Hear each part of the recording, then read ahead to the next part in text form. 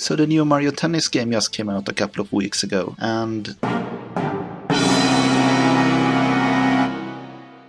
oh. Yeah, I guess you could say this is not Nintendo's most well-received game of all time. But then again, mainstream game journalism has been biased against Nintendo for several years now. So what does a big old Nintendo fanboy like myself think about it? Well, sad to say, a lot of the criticism is actually fair. A lot, but not all of it. Let's address the elephant in the room first. Yes, this game feels incredibly cheap when it comes to the content. Traditionally, Mario Tennis games, and Mario sports games in general, are known for having a lot of extra bonus modes that tie the games into the Mario universe. These have been games like hitting colored balls against a coloring book style backdrop in order to fill the image with the right colors, or using the ball to find items and defeat enemies in a scrolling Super Mario Bros. 1 level.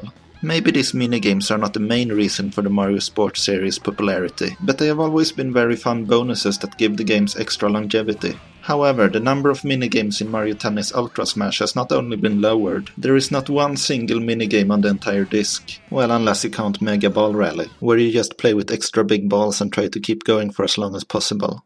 But either way you look at it, there's still a lot less options than in the older games. And even if you're a rabid Nintendo fan like myself, you can't argue the fact that that's really disappointing.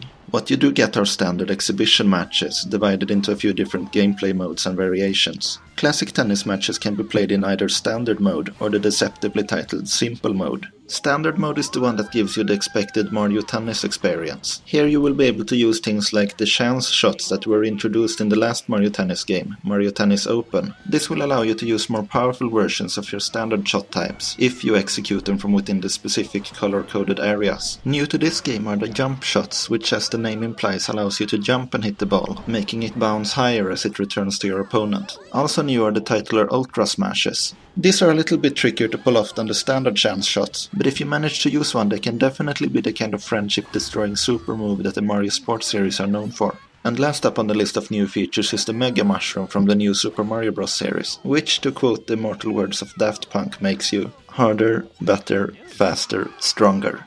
Oh, and bigger, don't forget bigger. However, to use these you need to be playing in the separate Mega Battle mode. Don't ask me why they did this when they could have just made it an optional item in the classic mode. Perhaps they just wanted something to make the main menu look less desolate.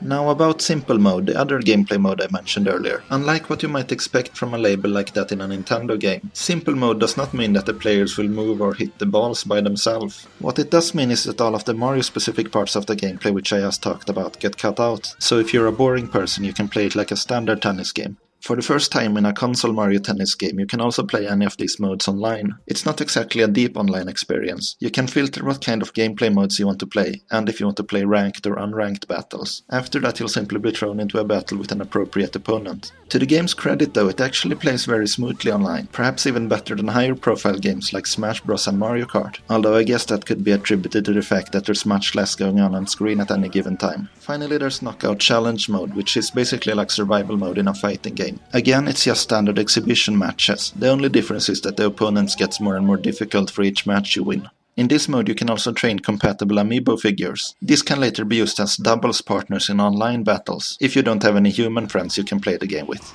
Yeah, I play a lot with amiibo figures. And sadly that's all the modes the game has to offer. And when you add in the fact that all of them are slight variations of the same basic gameplay type, it's easy to see why Ultra Smash has received as much criticism as it has.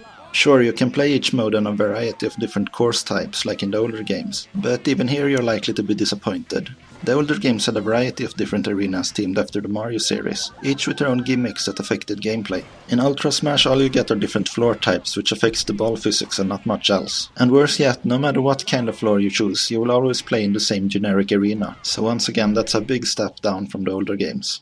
But just as it's important to criticize what deserves to be criticized, it's also important to give credit where credit is due. And where this game deserves credit is the gameplay.